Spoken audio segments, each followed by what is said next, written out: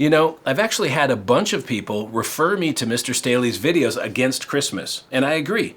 He does include a lot of historical information. However, his arguments against Christmas suffer from at least three logical fallacies, I would even say fatal flaws, that we can sometimes miss because of the eloquent way that he explains them. Now, first of all, he teaches the same date equals same origin fallacy. In other words, Mr. Staley doesn't actually demonstrate any theological or religious connection between pagan celebrations and Christmas. He just assumes there's a link based on a similar date and offers a sort of guilt by association argument rather than demonstrating guilt by evidence.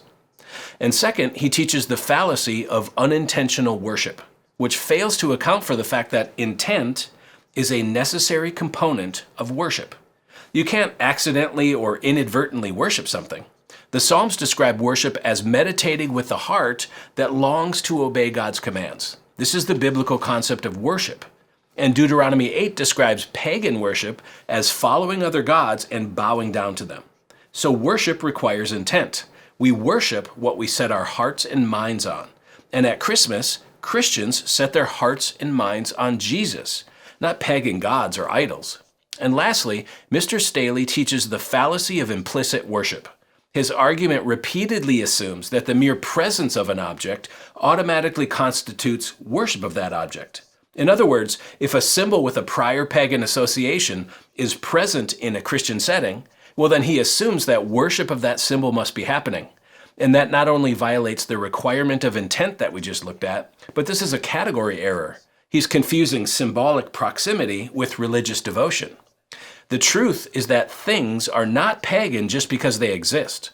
Psalm 24 says the earth is the Lord's and all it contains. God owns everything, including evergreen trees. So objects only become pagan if we bow down and worship them.